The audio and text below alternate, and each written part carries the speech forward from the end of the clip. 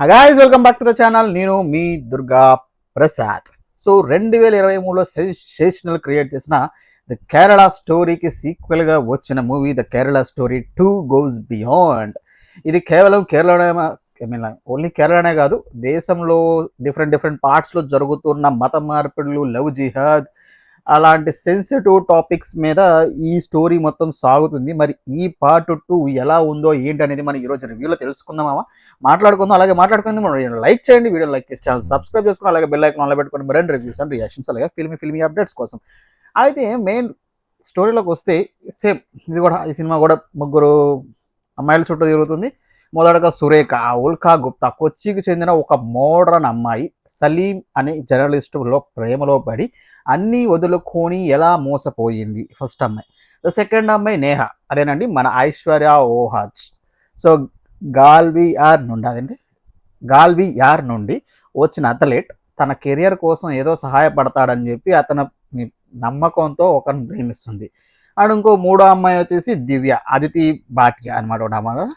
So దివ్యగా చెప్తా, జోధ్పూర్కు చెందిన ఒక డాన్సర్ అనమాట. ఈమె దో ఫ్రీడమ్ కోసం తన ఇంటిని వదిలి వచ్చేస్తుంది. అయితే ఈ ముగ్గురి జీవితాలు పెళ్లి తర్వాత ఎలా మలుపు తిరిగాయి, వారు ఎదుర్కొన్న హింస ఏంటి, 2047 నాటికి దేశంలో రాబోయే మార్పుల గురించి ఈ సినిమా ఏం చెప్తుంది అనేదే మిగిలిన కథ మొత్తం దాన్ని బేస్ చేసుకొని తీశారు. అయితే మూవీలో ప్లస్ పాయింట్ అయితే యాక్టింగ్ భయ ఉల్కా గోతో తన నటనతో సినిమా నిలబెట్టిందని చెప్పొచ్చు. ఒక విధంగా కొంచెం ఇంట్రెస్టింగ్ కలిగించినాక అక్కడ ముగ్గురు అమ్మాయిలు తన పాత్రకి బాగానే న్యాయం చేశారు. లైక్ ఎమోషనల్ సీన్స్ని చాలా బాగానే పండించారు. అయితే మెసేజ్ విషయానికి వస్తే సమాజంలో జరుగుతున్న వాస్తవ పరిస్థితులు, తల్లిదండ్రులు అప్రమత్తంగా ఉండాలి అనే సందేశం బాగానే ఉంది.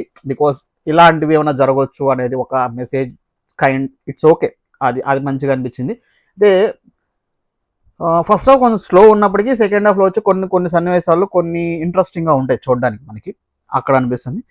ఇవి ప్లస్ పాయింట్. మైనస్ విషయానికి వస్తే ఫస్ట్ స్టోరీతో పోలిస్తే ఈ సినిమా కొంత లాజిక్ లేకుండా చూడడానికి ఏదో డాక్యుమెంటరీ చూస్తున్న ఫీలింగ్ కలుగుతుంది. ఫస్ట్ స్టోరీలో అట్లీస్ట్ వెళ్తూ ఉంటుంది, కానీ ఇది కొంచెం డాక్యుమెంటరీ టైప్ అన్నట్టు కొంచెం బోరింగ్ అనిపిస్తుంది.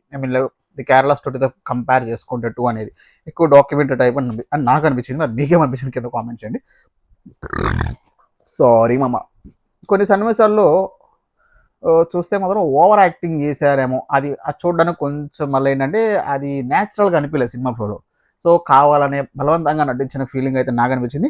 అయితే సినిమా బ్యాక్గ్రౌండ్ మ్యూజిక్ వస్తే అనవసరంగా అవసరం లేని చోట కొట్టారేమో, ఆ సౌండ్ ఎందుకు అంత అవసరమో లేదో అనిపించింది ఇలాంటి కైండ్ ఆఫ్ స్టోరీస్కి ఎస్పెషల్లీ.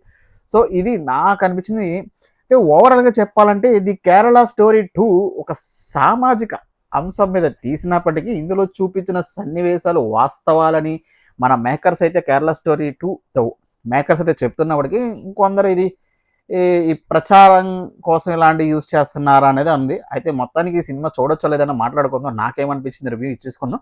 ఇచ్చే ముందు మనం అందరిలాగా పూలు టమాటాలు పుచ్చకాయలు స్టార్లు ఇవ్వమో సినిమా భాషలో వేసుకుందాం. బ్లాక్ బస్టర్, సూపర్ హిట్టా, యావరేజా, ఫ్లాపా, డిజాస్టర్. నాకైతే ఇది ఒక ఫ్లాప్ మూవీ మా. వెళ్ళి బలవంతం కూర్చొని ఏంది కథ అలాంటివి చూడాలనుకుంటే చూడొచ్చు అంతే. నాకైతే ఇది ఒక ఫ్లాప్ మూవీ. మీకేమనిపించింది సినిమా చూసిన తర్వాత కింద కామెంట్ చేయండి. అలాగే మీకు ఎంత నిజంగానే ఇలాంటివి జరుగుతున్నాయనేది కూడా కింద కామెంట్ చేయండి, జరుగుతున్నాయా లేదనేది. సో నాకైతే ఏమాత్రం సినిమా నచ్చలేదు.